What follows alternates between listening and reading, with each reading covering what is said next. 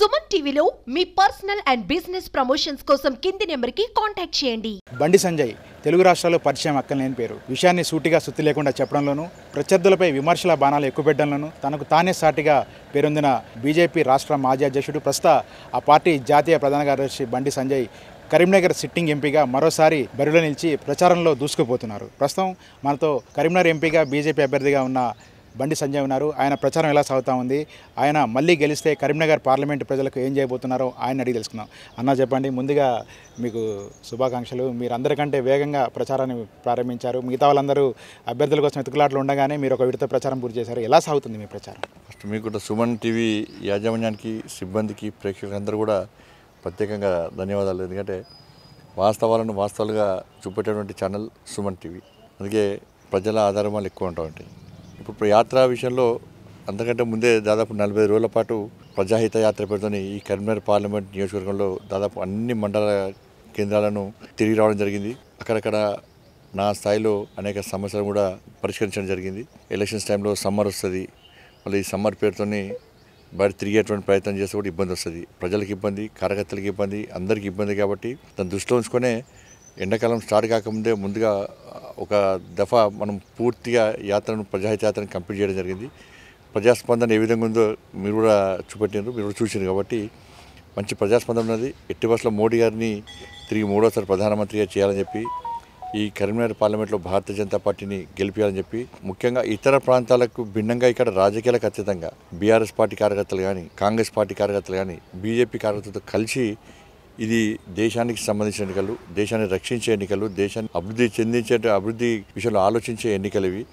ఈ దేశంలోని పేద ప్రజలను కాపాడడానికి అవసరమే ఎన్నికలు. కాబట్టి నరేంద్ర మోడీ గారు ప్రధానమంత్రిగా ఉండాల్సిందే అని చెప్పి అన్ని పార్టీల నాయకులు, కార్యకర్తలు కూడా ఈరోజు భారతీయ జనతా పార్టీ మద్దతు తెలుపుతున్నారు. కాబట్టి ఇక్కడ భారీ మెజార్టీతో, ప్రజల ఆశీర్వాదంతో, కార్యకర్తల కష్టాచితంగా భారీ మెజార్టీతో గెలుస్తామని చెప్పి విశ్వాసంగా ఉన్నాం. అన్న, మీరు గత అసెంబ్లీ ఎన్నికల్లో ఓడిపోయారు, పార్లమెంట్ ఎన్నికల్లో భారీ మెజార్టీతో గెలిచారు. ఈ అసెంబ్లీ ఎన్నికల్లో కూడా స్వల్ప మెజార్టీతో ఓడిపోయారు. మళ్ళీ పార్లమెంట్ ఎన్నికల్లో మీ ప్రచారం చూస్తామంటే మళ్ళీ భారీ మెజార్టీ ఖాయమని తెలుస్తూ ఉంది. ఏంటి అసలు మీకు సెంటిమెంటల్గా మీది రిపీట్ అవుతూ ఉంది కదా, ఏమనుకుంటారు మీరు? సెంటిమెంట్ అయినప్పుడు గత పార్లమెంట్ ఎన్నికల్లో నేను గెలిచిన తర్వాత ఎక్కడ కూడా ఇంట్లో కోసం రెస్ట్ తీసుకోలే. వ్యాపారాల పేరుతోని, రెస్ట్ పేరుతోని ఏసీ రూమ్లకు పరిమితమై దానికి పరిమితం కాలేను. ఎంపీ గెలిచిన తర్వాత ఎన్నికల తర్వాత కోవిడ్ వచ్చింది.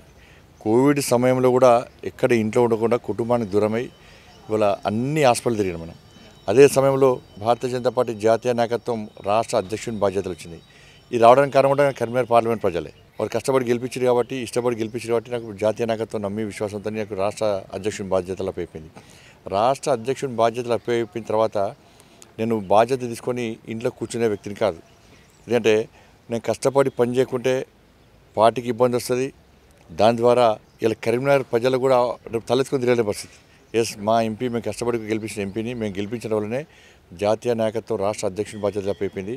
రాష్ట్ర అధ్యక్షుని బాధ్యతలు తీసుకున్న బండి సంజయ్ బాగా కొట్లాడుతుందని చెప్పి పేరు రావాలి తప్ప వేరే ఆలోచన ఉండొద్దని చెప్పి మనం కష్టపడి కోవిడ్ సందర్భంలో కూడా అనేక హాస్పిటల్ వెళ్ళాం. ఇక్కడ గవర్నమెంట్ హాస్పిటల్లో అక్కడ సిబ్బంది, నర్సు వాళ్ళ సిబ్బందులను పేషెంట్లు ఇబ్బంది పడుతుంటే డైరెక్ట్ కోవిడ్ వాళ్ళకు కూడా వెళ్ళాను. అనేక సేవా కార్యక్రమాలు నేను చేసిన, కార్యకర్తలు అందరితో చేయించినాం మేము. దాంతోపాటు ఎట్లా ఉద్యమాలు చేసినా మీరు చూసి, రాష్ట్ర అధ్యక్షుని అయిన తర్వాత కార్యకర్తలతో కలిసి ఇవాళ తెలంగాణ రాష్ట్రంలో భారతీయ జనతా పార్టీ ఏ స్థాయిలో ఉద్యమం చేసిందో మీ అందరూ తెలుసు. రైతుల కోసం ఫైట్ చేసినాం, యువకుల కోసం ఫైట్ చేసినాం, మహిళల కోసం ఫైట్ చేసినాం, ఆర్టీసీ కార్మికుల విషయంలో ఫైట్ చేసినాం, అవుట్సోర్సింగ్ ఉద్యోగుల కోసం ఫైట్ చేసినాం, దాంతోపాటు 317 జీవో వ్యతిరేకంగా ఫైట్ చేసినాం, నిరుద్యోగ సమస్య మీద ఫైట్ చేసినాం. ఎక్కడ ఏ సమస్య వచ్చినా కూడా ఇలా స్పందించేది భారతీయ జనతా పార్టీ అని చెప్పి ప్రజలకు భావన వచ్చే విధంగా ఆ స్థాయిలో కష్టపడి పనిచేసినాం. దాని ఫలితంగానే ఇలా నా మీద దాదాపు 100 కేసులు, కార్యకర్తల మీద కేసులు, ఇక్కడ మా నాయకుల అందరి మీద కేసులే. కాబట్టి ఆ స్థాయిలో ఫైట్ చేసినాం. మా కుటుంబాలకు దూరమై, మా కుటుంబాలను ఒప్పించి మేము పార్టీ కోసం పనిచేస్తాం, ఈ తెలంగాణ సమాజాన్ని కాపాడ కోసం పనిచేస్తాం. ఎందుకంటే టీఆర్ఎస్ అనే మూర్ఖత్వ పాలన ఈ తెలంగాణ రాష్ట్రం నుంచి పారిపోవాలంటే, ప్రజలు బాగుపడాలంటే, ప్రజల బతుకులు బాగుపడాలంటే ఈ టీఆర్ఎస్ పార్టీ గద్దె దించాల్సిందని చెప్పి ఒక లక్ష్యంతో భారతీయ జనతా పార్టీ ప్రభుత్వం రావాలి, మోడీ రాజ్యం రావాలి, పేదల రాజ్యం రావాలి అని చెప్పి ఒక ఆలోచనతో కష్టపడి పనిచేసినాం. ఎక్కడ కూడా ఏ రోజు రెస్ట్ తీసుకోవాలి. నేను 150 రోజుల పాటు 1600 కిలోమీటర్లు బీఆర్ఎస్ పార్టీ వాళ్ళు దాడులు చేసిన, పోలీసు వాళ్ళు అడ్డుకున్నాం, ప్రభుత్వం అనేక రకాల ఇబ్బందులు పెట్టినా కూడా ఎక్కడ వెనుకడు చేయకుండా 150 రోజుల పాటు ప్రజా సంగ్రామ యాత్ర పేరుతో ఈ తెలంగాణ రాష్ట్రం మొత్తం తిరిగిన విషయం మీకు తెలుసు. ఇవన్నీ చూసిన తర్వాతనే దాంతోపాటు కరీంనగర్ అభివృద్ధి విషయంలో దాదాపు 12,000 కోట్ల రూపాయలకు పైగా నిధులు తీసుకొచ్చి కరీంనగర్ అభివృద్ధి చేసినాం. ఇవాళ కరీంనగర్ వరంగల్ రోడ్ ఎవ్వరు పట్టించుకోలే. ఇవాళ నేను గెలిచిన తర్వాత మొన్ననే మోడీ గారితో ప్రారంభోత్సవం చేసినాం మేము 2,000 కోట్ల రూపాయలు దాదాపు. ఇలా కరీంనగర్ జగిత్యాల రోడ్ దానికి 2,100 కోట్ల రూపాయలను ఇంకెక్కువ ఆల్రెడీ శాంక్షన్ చేసినాం మేము. ఇలా సిద్దిపేట ఎల్కతుర్తి రోడ్ ఎప్పుడు ఎవరు పట్టించుకోలే, దానికి 500 కోట్ల రూపాయల పైగా నిధులు తీసుకొచ్చాం. పనులు ప్రారంభమైంది. వరంగల్ కరీంనగర్ రోడ్ పని ప్రారంభమైంది. సిద్దిపేట ఎల్కతుర్తి రోడ్డు కూడా పనులు ప్రారంభమైంది. దాదాపు పూర్తిగా వస్తుంది. అది ఆర్ఓబి చూసిన మీద సుమన్ టీవీ టెలికాస్ట్ చేసి చూసినాం. మీకు స్పందన ఎట్లా వచ్చో చూసినారు. ఆర్ఓబి కూడా 25 సంవత్సరాలుగా ఏ నాయకుడు పట్టించుకోలే. ఇవాళ 154 కోట్ల రూపాయలను సేతు బంధన్ కొత్త స్కీమ్ వస్తే సిఆర్ ఫండ్స్ తీసుకొచ్చి దానికి నిధులు తీసుకొస్తే ఇవాళ నేను లేనప్పుడు తీసి కొబ్బరికాయ కొట్టిపోయారు. అలా ప్రజాస్పందన మీరు చూపెట్టారు. నిన్న ఎవరు తీసుకొచ్చేది అనేది. ఇలా శాతవాహన యూనివర్సిటీకి 12B స్టాటస్ హోదాగా నేను తీసుకొచ్చిన. అటానమస్ ఎస్ఆర్ కాలేజ్ నేను టూల్ డిజైన్ సెంటర్ నేనే తీసుకొచ్చిన. ఇలా నేషనల్ హైవేస్ కానీ అనేక రకాల కేవలం జాతీయ రహదారుల కోసమే 5,000 కోట్ల రూపాయలకు పైగా నిధులు నేను తీసుకొచ్చిన. సిఆర్ఎఫ్ ఫండ్స్ దాదాపు 400 కోట్ల రూపాయలు సిఆర్ఎఫ్ ఫండ్స్ తీసుకొచ్చినాం. గ్రామీణ సడక్ యోజన కింద పైసలు మేమే తీసుకొచ్చినాం. ఎక్కువ పైసలు తీసుకొచ్చినాం ఇతర రాష్ట్రాల ఇతర జిల్లాల కంటే.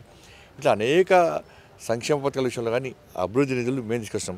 దురదృష్టవశాత్తు మేము నిధులు తీసుకొచ్చినా కూడా ఒక సెక్షన్ మీడియా గత అధికార పార్టీకి అనుకూలంగా ఉండే.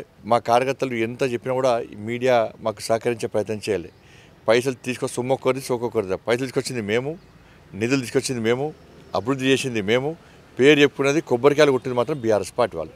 అధికారులు కూడా బెదిరించారు. ప్రోటోకాల్ సిస్టమ్ కూడా దెబ్బతీసారు వాళ్ళు. కాబట్టి ఇవన్నీ అయిన తర్వాత కూడా మేము ప్రతి గ్రామానికి మేము చేసిన అభివృద్ధి విషయంలో మేము స్పష్టం చేసిన తర్వాత ప్రజల పట్ల మార్పు వచ్చింది. ప్రజలు స్పందిస్తున్నారు. ఎట్టి బస్సులో భారతీయ జనతా పార్టీకి ఓటేస్తాం.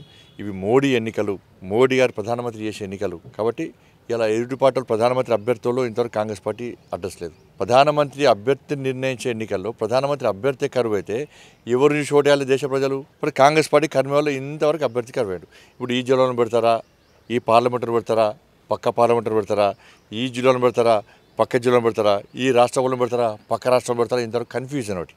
కాబట్టి ఏదేమైనా నేను ఈ అహంకారంతో చెప్తలేను. నేను ప్రజాస్పందన చూసి ప్రజలకు ఆశీర్వాదం చూసినాకని చెప్తున్నాను. కాబట్టి తప్పకుండా అభివృద్ధి చేసింది మేము. సమాజంలో బీఆర్ఎస్ పార్టీ ప్రజా వ్యతిరేక విధానాలకు వ్యతిరేకంగా కొట్లాడింది మేము. మా జీవితాలను మా కుటుంబాన్ని పక్క పెట్టి మా జీవితాలకు పణంగా పెట్టి ఎన్ని కేసులు పెట్టినా, ఎన్ని లాఠీ దెబ్బలు తిన్నా, ఎన్నిసార్లు జైలు పంపినా కూడా అన్నిటికీ తెగించి భరించి ఈ ప్రజాస్వామ్యాన్ని కాపాడాలి, పేదల రాజ్యాన్ని వాళ్ళు కొట్లాడింది మేము. ఎక్కడ రెస్ట్ తీసుకోకుండా ప్రజలకు అందుబాటులో ఉండేది మేము. ఇటువంటి పరిస్థితిలో ప్రజలందరూ కూడా ఎట్టి బస్సులో భారతీయ జనతా పార్టీని గెలిపించాలి, నరేంద్ర మోడీ ప్రధానమంత్రి చేయాలని చెప్పి ఆలోచనతో నాకు ఓటు వేయడానికి సిద్ధంగా ఉన్నారు. అన్న, కేటీఆర్ మీ మీద తీవ్రమైన విమర్శలు చేస్తూ ఉన్నాడు. మీరేమో ఇన్ని అభివృద్ధి పనులు చేస్తామని చెప్తున్నారు. మీరు మాత్రం అయోధ్య రామ మందిరాన్ని మతోన్మాదాన్ని ప్రేరేపిస్తూ ఓట్లు పొందాలని, ఒక ఎమోషనల్ ఓటింగ్ పొందాలని చూస్తున్నారని చాలా తీవ్రమైన కామెంట్ చేస్తున్నారు. దీనికి ఏం చెప్తారు? ఇప్పుడు అయోధ్యలో రామ మందిరాన్ని నిర్మించినాం. దేశంలో హిందువులందరూ కలిసి అయోధ్యలో రామ మందిరాన్ని నిర్మించుకున్నాం. ఎవరి యొక్క నాయకత్వంలో, ఎవరి యొక్క ఆశీర్వాదంతో, ఎవరి యొక్క సహకారంతో చేశారు? నరేంద్ర మోడీ గారి యొక్క సహకారంతో.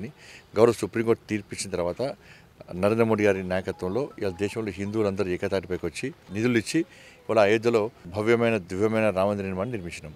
ఇవాళ టీఆర్ఎస్ వాళ్ళు, కాంగ్రెస్ వాళ్ళు చెప్పుకోగల వద్దన్నారా? ఇవాళ విశ్వ హిందూ పరిషత్తు ఆ ట్రస్టు కాంగ్రెస్ పార్టీ ఆది నాయకత్వాన్ని ఆహ్వానించింది. ఏది? రాముల వారి ప్రాణ ప్రతిష్ఠ కార్యక్రమానికి. మరి కాంగ్రెస్ పార్టీ నాయకులు ఎందుకు పోకపోవడానికి కారణం ఏంది? వాళ్ళు పోయింది ఎవరు? మేము విన్నాం. BRS party. మీరు చెప్పిన పేరు కేసీఆర్ కొడుకు నాస్తికుడు, ఆయన దేవుడు నమ్మడు. మరి నేను అంటున్నా, నేను అన్నాడు జై శ్రీరామ్ అనకుండా జై శ్రీరామ్ కడుపు నింపుతుందా అన్నాడు. మళ్ళీ తెల్ల జై శ్రీరామ్ అన్నాడు. అంటే 24 అవర్స్లో కూడా రాముడు మార్పు తీసుకొచ్చిన ఆయన లోపల. రాముడు ఆవహించాడు. ఆ మార్పు ఎన్ని రోజులు తెలియదు. ఇప్పుడు నువ్వేమో జై శ్రీరామ్ అనొద్దంటవే, మీ నాయనేమో పూజలు చేస్తాడే, మీ అక్కనేమో జపమాల కావాలంటదే, మీ కుటుంబంలోనే ద్వంద్వ విధానాలు. ఈ ప్లాన్ ఇది. కాబట్టి రాముని వ్యతిరేక పార్టీలు ఈ రెండు పార్టీలు. ఎవరు? కాంగ్రెస్ పార్టీ రాముడిని వ్యతిరేకిస్తున్నది, బీఆర్ఎస్ పార్టీ రాముని వ్యతిరేకిస్తూనే ఉంటుంది. కాబట్టి మేము రాముని వారసులుగా, రాముని భక్తులుగా తప్పకుండా రాముని పేరు చెప్పుకుని ఓట్లు అడిగాం. అక్కడ జరిగిన భవ్యమైన దివ్యమైన నిర్మాణం యొక్క గొప్పతనాన్ని ప్రచారం చేసే ప్రయత్నం చేస్తాం, చాటి చెప్పే ప్రయత్నం చేస్తాం. అక్షింతల కార్యక్రమంలో బీఆర్ఎస్ పార్టీ కార్యకర్తలు పాల్గొన్నారు, కాంగ్రెస్ పార్టీ కార్యకర్తలు పాల్గొన్నారు, మేము పాల్గొన్నాం. రాజకీయాలకు అతీతంగా ఎక్కడ అక్షింతలు వంచే కార్యక్రమంలో బీజేపీ జెండా పెట్టుకుని వంచలే. అన్ని కుల సంఘాలు అందరూ కూడా కలిసి పంచుకున్నారు. దానిలో మీరు పాల్గొనగా వాళ్ళు వద్దన్నారా? మీరు రారా? నేనంటున్నా, మేము రాముని పేరు చెప్పుకొని పోతున్నట్టున్నాము. మీకు దమ్ము ధైర్యం అంటే మీరు బాబర్ పేరు చెప్పుకొని రండి. కాంగ్రెస్ పార్టీకి నేను మళ్ళీ చెప్తున్నా, కాంగ్రెస్ పార్టీకి అయోధ్యలో మొన్న నిర్మించబడినటువంటి రామ మందిరాన్ని మేము అధికారంలోకి వస్తే కాపాడుతాం అని చెప్పి ఇలా ప్రమాణం చేసేటువంటి దమ్ముందా కాంగ్రెస్ పార్టీకి? అసలు కాంగ్రెస్ పార్టీ కానీ బీఆర్ఎస్ పార్టీ కానీ అయోధ్యలో రామ మందిరాన్ని కోరుకుంటారా, బాబరీ మసీదు కోరుకుంటారా? వారు స్పష్టం చేయాలి విధానాన్ని. ద్వంద్వ విధానం ప్రజలు ఒప్పుకోరు. పక్కా జై శ్రీరామ్ అంటాం మేము. మా నినాదం, మా విధానం, మా దేవుడు తప్పకుండా రాముని వారసులుగా, రాముని భక్తులుగా జై శ్రీరామ్ అనుకుంటేనే మేము ముందుకు సాగుతాం తప్ప వాళ్ళు వీళ్ళు మురుగుతే, వాళ్ళు వీళ్ళు మాట్లాడితే వెనుకడు చేసే ప్రసక్తి లేదు. అభివృద్ధి ఎవరు చేశారో మీరు అభివృద్ధి చేస్తే ఎందుకు ఓడిపోతారు? ప్రజలకు అంత ఘోరంగా ఎందుకు ఓడిపోతారు? బీఆర్ఎస్ పార్టీ జాతీయ పార్టీ, బీఆర్ఎస్ భారత రాష్ట్ర సమితి ఏ రాష్ట్రంలో పోటీ చేసింది? ఇదే కేసీఆర్ అన్నాడు కదా, ఇదే కేసీఆర్ కొడుకు అన్నాడు కదా, మేము ఇక్కడ ఇది వస్తాం, అది వస్తాం, ఇది వీడియో విక్తాం, ఆడ విక్తాం, ఏడ విక్కారు, ఏం విక్కలే, ఫామ్ వల్ల గడ్డి విక్కడ కూర్చుంటారు. ఇప్పుడు ఇలా లేదు. మీ పరిస్థితి ఏం చేయాలా? జాతీయ పార్టీ అన్నారు, ప్రాంతీయ పార్టీని జాతీయ పార్టీ చేశారు, టీఆర్ఎస్ బీఆర్ఎస్ చేశారు. ఇక నెక్స్ట్ ఏమవుతుంది? 2BHK అంతే లాస్ట్. మిగిలేది ఆ ఐదుగురే. ఎవరు? 2B అంటే బాబ్ బేటా, H అంటే హరీష్ రావు, K అంటే కవిత. వీళ్ళే మిగులుతారు. ఎవరు మిగులుతారు? వాళ్ళే మిగులుతారు. వాళ్ళు తప్ప ఏమి లేదు. పార్టీ అహంకారంతో మాట్లాడదు. విమర్శలు ఏ చేసినా కూడా పొలిటికల్ విమర్శలు చేయాలి. ఇంకా మాకు అధికారం ఉందని చెప్పి వాళ్ళు భావిస్తున్నారు. ప్రజలు బుద్ధి చెప్పినాక బుద్ధి వస్తుంది వాళ్ళకి. తప్పని ఈ ఎన్నికల్లో మీ థర్డ్ ప్లేస్ బీఆర్ఎస్ పార్టీ గెలుస్తుంది చెప్పారు. థర్డ్ ప్లేస్ బీఆర్ఎస్ పార్టీ, అభ్యర్థులే లేరు. నిన్న కేసీఆర్ కరీంనగర్ పార్లమెంట్ పరిధిలో పర్యటన చేశారు. కరీంనగర్లో కూడా మీడియాతో మాట్లాడారు. రైతుల సమస్యపై చాలా ఆవేదన వ్యక్తం చేశారు. ఏం ఆవేదన మీరు చెప్పండి. ఒక మొగ్దుంపురు వేయండు, మరి పక్కన నగునూరు, చెల్లబుత్కూరు, చామరపల్లి అటు ఎందుకు పోలే? మరి రామడుగు మండలంలో లక్ష్మీపూర్ పోయినసారి వేయండి కదా, ఇస్తారు ఎందుకు పోలే? మొగ్దుంపూర్ ఏం చేసిండు? కరెక్ట్ కొంతమంది వాళ్ళ కార్యకర్తలకు పచ్చకండు వాళ్ళు వేసిండ్రు, కూర్చోబెట్టి మాట్లాడిపోయాడు. అంత తొందరతో పోవాల్సిన అవసరం వచ్చింది. రైతు తిరగబడతారు కాబట్టి. ఏమన్నా పోయినసారి ఇదే కరీంనగర్ పార్లమెంట్ నియోజకవర్గంలో ఇదే మంత్లో వడగళ్ళ వాళ్ళ నష్టపోయిన రైతులు. ఇదే కరీంనగర్ మొగ్దుంపూర్ పక్కనే ఉంటుంది. అనేక గ్రామాలనే ఆడ నష్టపోయారు. నేను పోయినా. కేసీఆర్ గారు ఏం చేశారు? హెలికాప్టర్లు వచ్చారు. రామడుగు మండలం లక్ష్మీపూర్ గ్రామానికి వచ్చాడు. వచ్చి చిట్కేసుకుంటే అయిపోయాడు. ఈ రైతులు చూస్తే నాకు ఆవేదన. ఎంత యాక్టింగ్ అంటే అదే కుంభం చేయాలి. మళ్ళీ సేమ్ స్టార్టేషన్ భాష నిన్న మళ్ళీ సేమ్ భాష స్టార్టేషన్, కుంభం నుంచే భాష స్టార్టేషన్. మళ్ళీ ఊరుచుకుంటూ మాటలు చెప్పుడు, ఉద్యమకాలంలో ఏ విధంగా మాటలు చెప్పుడు, మళ్ళీ ఊరుచుకుంటూ మాటలు స్టార్టేషన్. ఇక ఆ రోజు ఏం చెప్పిండు? హెలికాప్టర్లు వచ్చి చూస్తే బాధ అనిపిస్తున్నది. నేను హైదరాబాద్ పోయే లోపల మీ అకౌంట్లో 10,000 రూపాయలు వేస్తా, ఒక్కొక్క ఎకరానికి 10,000 రూపాయలు వేస్తాను. ఎంతమంది అకౌంట్లో 10,000 రూపాయలు వేసిండు? ఎందుకు వెళ్ళలేదు? నువ్వు అధికారంలో అప్పుడేమో రూపాయి ఇవ్వవా, ఫామ్ హౌస్గా పరిమితం అవుతావా, అధికారం పోగానే విలువలో కొట్టుకొని ఇలా వచ్చి మళ్ళీ ఇలా రైతులు గుర్తొచ్చారు నీకు. మరి పోయినసారి ఇదే సిరిసిల్ల నియోజకవర్గంలో వడ్ల కుప్పల మీద రైతు గుండెవలు చచ్చిపోతే ఎందుకు రాలే? ఇదే సిరిసిల్ల నియోజకవర్గంలో అనేక ప్రాంతాల్లో రైతులు ఇబ్బంది పడ్డారు, ఎందుకు రాలే? ఇప్పుడు బయటకు వస్తుండే. ఇవాళ కేసీఆర్ మాటలు ఎవరు పట్టించుకునే పరిస్థితులు లేరు. ఇవాళ చేనేత కార్మికులు అంటున్నాడు. చేనేత కార్మికులకు బతుకమ్మ చీరలు ఇచ్చి 270 కోట్ల రూపాయలు ఎవరి హయాంలో పెండింగ్ ఉన్నది? నీ హయాంలోనే కదా. నిన్న మొన్న అధికారం పోయే ముందు కాదు కదా, అంతకుముందే కదా. ఎందుకు వెళ్ళమను? అంటే ఎన్నికల కోసం దేనికైనా ఎంత స్థాయికైనా దిగజారేటువంటి వ్యక్తి కేసీఆర్. అన్న ఒకటి చెప్పండి. ఇప్పుడు మినిస్టర్ పొన్నం ప్రభాకర్కి మీకు మధ్య మాటల యుద్ధం జరుగుతూ ఉంది. మీరేమో విద్యార్థి దశలో ఏబీవీపీలో ఉన్నారు, ఆయన ఎన్ఎస్ఏలో ఉన్నారు. మీకు అప్పటి నుంచి పాత విభేదాలు ఉన్నాయా, లేకపోతే తాజాగా మీ ఘర్షణ దేనికి దారితీస్తుంది అంటారు? నేను ఘర్షణ ఎప్పుడు వాడన్నా? నేను పొలైట్గా మాడతా. నాకు వేరే భాష రాదు. అటువంటి భాష నాకు సంస్కారం అడ్డం వస్తుంది. పొన్నం ప్రభాకర్ మీద నాకెందుకు ఉంటుందన్న? ఆయనే విద్యార్థి ఉద్యమాలు చేసినప్పుడు నేను వద్దన్నది కష్టపడి పైకి వచ్చేయండు. నేను ఎందుకో కాదని చెప్తా.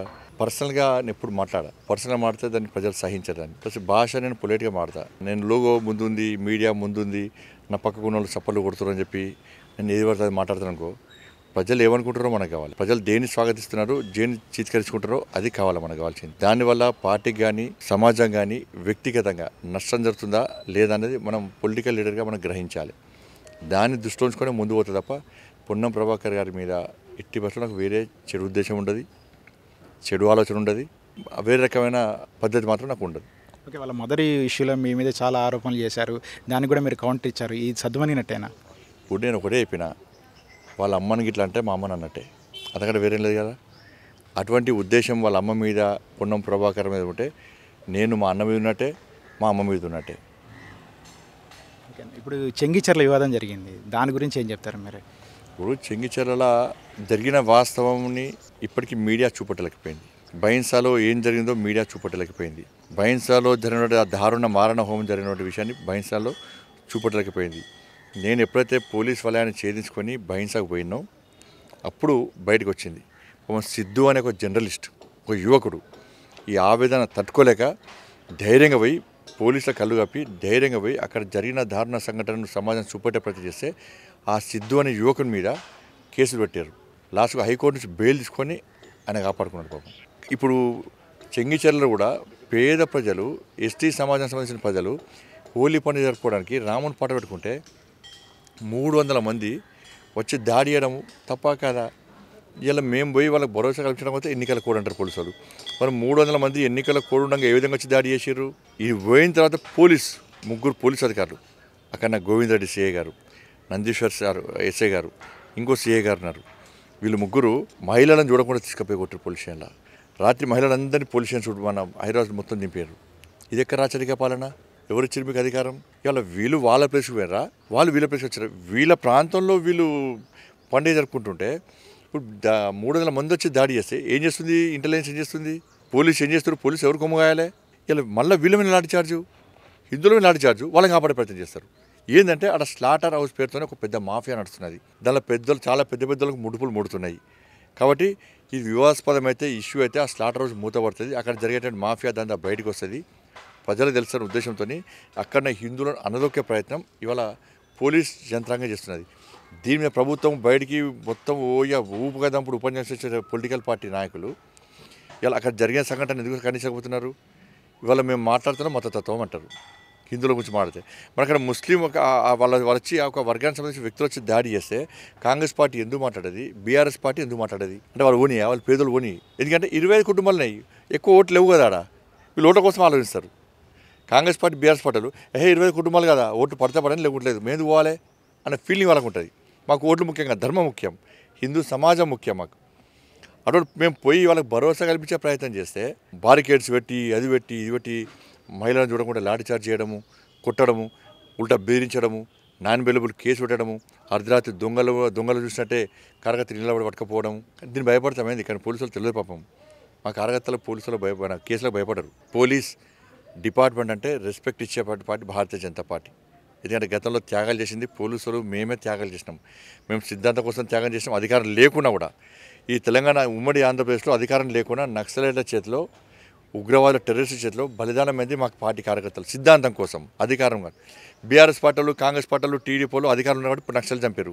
కానీ సిద్ధాంతపరంగా వైరుధ్యం మాకు. ఇలా అప్పుడు బలైంది ఎవరు? పోలీసులు బలయ్యారు డ్యూటీలో, మేము బలైనాం. కానీ ఇప్పుడున్నటువంటి పోలీస్ యంత్రాంగానికి, ఇప్పుడున్న కొంతమంది పోలీస్ సిబ్బందికి మా త్యాగాలు కానీ అప్పుడు పోలీస్ అధికారుల త్యాగాలని గుర్తులేవు. వాళ్ళకు గుర్తొస్తలేదు. కానీ బీజేపీ అంటే తెలుస్తలేదు వాళ్ళకు. అధికారంలో ఏ పార్టీ ఉంటే ఆ పార్టీ కొమ్ముగాసేపైతే కొంతమంది అధికారులు చేస్తున్నారు. ఇలా ఏమైంది మొన్న బీఆర్ఎస్ పార్టీ కొమ్ముగాసే అధికారుల పరిస్థితి ఏంది వాళ్ళ? రేపు కాంగ్రెస్ పార్టీ కొమ్ముగాస్తే బలేదు మీరే మళ్ళా. కాబట్టి చట్టాన్ని కాపాడేటువంటి సందర్భంలో అందరినీ సమానంగా చూడాలి, చట్టానికి అతీతంగా వ్యవహరించాలి. ఈ వర్గం ఆ వర్గం, ఈ పార్టీ ఆ పార్టీ చూడకుండా మనం వ్యవహరించే ప్రయత్నం చేస్తే మనకు బాగుంటుంది. అన్న, గత పార్లమెంట్ ఎన్నికల్లో 300 సీట్లు గెలిచి మీరు అధికారం చేపట్టారు. ఈసారి 400+ సాధిస్తామని ముందే చెప్తున్నారు. దానికంటే ముందుగా 100 రోజుల కార్యాచరణ కూడా మోడీ గారు ప్రకటించారు. ఏంటి మీ కాన్ఫిడెన్స్? అంత వేవ్ ఉందంటారా?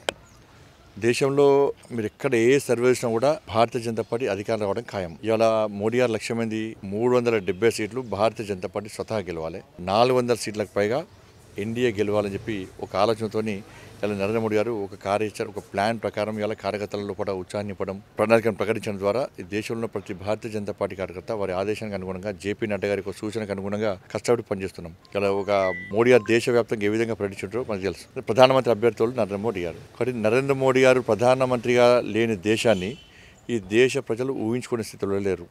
370 ఆర్టికల్ రద్దు కానీ, 3 తలాక్ రద్దు కానీ, ఇవాళ సర్జికల్ స్ట్రైక్ కానీ, అయోధ్యలో రామమందిర నిర్మాణం కానీ, ఈ దేశంలో పేద ప్రజలకు అందించే సంక్షేమ పథకాలని, దాంతోపాటు ముఖ్యంగా కోవిడ్ లాక్డౌన్ సందర్భంలో ప్రపంచమంతా అన్ని దేశాలు ఆర్థిక పరంగా అతలాకుతలమైనవి. తిండికి కొట్టాడే పరిస్థితి. పక్కకున్న పాకిస్తాన్ తిండి లేక రోడ్డుకి వచ్చారు.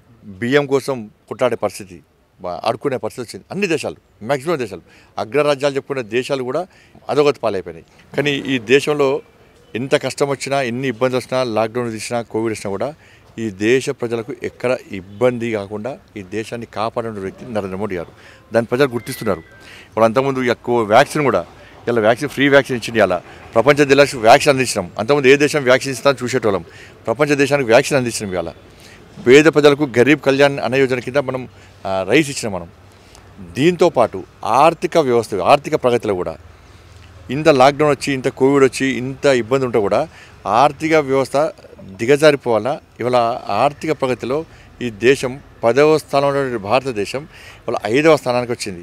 మోడీ గారు లక్ష్యమైంది మళ్ళొక్కసారి అధికారం ఇవ్వండి, ఇలా 5వ స్థానం నుంచి 3వ స్థానం తీసుకొస్తా, 2047 వరకు నెంబర్ 1 స్థానాన్ని తీసుకురావాలి, తల్లి భారతమాతను విశ్వగురు స్థానంలో ప్రతిష్ఠించడమే నా లక్ష్యం అని చెప్పి కంకణబద్ధుడే ఒక దీక్ష తీసుకొని ఇలా ముందుకు ప్రతిరోజు 18 గంటల పాటు పనిచేస్తున్నటువంటి ఏకైక నాయకుడు నరేంద్ర మోడీ గారు. కాబట్టి అందుకే ది బాస్గా ప్రపంచం గుర్తిస్తున్నది. ప్రపంచ దేశాలు కూడా నరేంద్ర మోడీ గారిని బాస్గా గుర్తిస్తున్నట్టే అర్థం చేసుకోవాల్సిన అవసరం ఉంది. ఫైనల్గా కూడా చెప్పండి అన్న, మీరు కరీంనగర్లో కార్పొరేటర్ నుంచి ఎంపీకి ఎదిగారు, ఎంపీ నుంచి రాష్ట్ర పార్టీ అధ్యక్షుడికి ఎదిగారు, ప్రస్తుతం జాతీయ ప్రధాన కార్యదర్శిగా ఉన్నారు. వచ్చే ఎన్నికల్లో మీరు ఎంపీగా గెలిచి ఉన్నత స్థానంలో ఉండాలని మేము కలిసిన ప్రజలందరూ కూడా చెప్తున్నారు. ఏం చేస్తారు ప్రజలకు ఇచ్చే భరోసా ఏంటి? వచ్చే ఎన్నికల్లో మీరు గెలిస్తే ఏం చేస్తారు? తప్పకుండా నరేంద్ర మోడీ గారు 3 తలాక్ రద్దు చేస్తామని చెప్పలే, 370 ఆర్టికల్ రద్దు చేస్తామని చెప్పలే, సర్జికల్ స్ట్రైక్ చేస్తామని చెప్పలే. కానీ ఈ దేశాన్ని అభివృద్ధి చేయాలని చెప్పి ఒక లక్ష్యంతో నరేంద్ర మోడీ గారు ఉన్నారు. అట్లనే నేను పోయినసారి ఈ నేషనల్ హైవే తీసుకొస్తాను చెప్పలే, ఈ నేషనల్ హైవే తీసుకొస్తాను చెప్పలే, సిద్దిపేట ఎరకతుర్తి చెప్పలే, కరీంనగర్ వరంగల్ చెప్పలే, కరీంనగర్ జగిత్యాల చెప్పలే, ఆర్ఓబీ చేస్తా అని చెప్పలే, 12B స్టేటస్ ఇస్తా అని చెప్పలే. ఏం చెప్పకుండా కూడా ఇలా అనేక నిధులు తీసుకొచ్చినాం. కాబట్టి తప్పకుండా ప్రజలకు అందుబాటులో ఉండి ప్రజా సమస్యలను పరిష్కరించి కరీంనగర్ పార్లమెంట్ను అభివృద్ధి బాటలో నడిపించడమే ఒక లక్ష్యంగా నేను ముందుకు పోతా. నరేంద్ర మోడీ గారి యొక్క ఆశీర్వాదం నాకుంది, అమిత్ షా గారి యొక్క ఆశీర్వాదం నాకుంది, జేపీ నడ్డా గారి యొక్క ఆశీర్వాదం నాకుంది. కాబట్టి ప్రజల ఆశీర్వాదం కోసం ఇవాళ ఎన్నికల ప్రచారాన్ని మేము తిరుగుతూ ఉన్నాం. Right, thank you. మొత్తం మీద కరీంనగర్లో బీజేపీ అభ్యర్థి బండి సంజయ్ తన ప్రచారాన్ని ముమ్మరంగా కొనసాగిస్తున్నారు. ప్రధాని మోడీ ఆశీస్సులు, అమిత్ షా అండదండలతోటి వచ్చే ఎన్నికల్లో గెలిసే పార్లమెంట్లో కరీంనగర్ పార్లమెంట్ నియోజకవర్గాన్ని అగ్రస్థానం నిలుపుతానని, తాను హామీలు ఇవ్వకుండా అనేక అభివృద్ధి పనులు చేశానని, అభివృద్ధి పనులలో కరీంనగర్ని అగ్రగామిగా నిలబడే కాకుండా దేశంలో ఒక ప్రత్యేక స్థానానికి కరీంనగర్ పార్లమెంట్ నియోజకవర్గం తెచ్చేందుకు కృషి చేస్తానని, ఇదే సందర్భంలో ప్రజా సమస్యలను విస్మరించిన కాంగ్రెస్, బీఆర్ఎస్ పార్టీలు మాయమాటలతో ప్రజలను మభ్యపెట్టే ప్రయత్నం చేస్తున్నారని, ప్రజలు వీటిని నమ్మే పరిస్థితి లేరని కూడా బండి సంజయ్ చెప్తున్నారు. మరోమారు కరీంనగర్ పార్లమెంట్ నుంచి భారీ విజయం తన సొంతమవుతున్న ధీమాను కరీంనగర్ బీజేపీ అభ్యర్థి బండి సంజయ్ వ్యక్తం చేస్తున్న పరిస్థితి కనిపిస్తూ ఉంది. కరీంనగర్ నుంచి కెమెరామెన్ రాజ్ కుమార్తో నాగేందర్ ఫర్ సుమన్ టీవీ.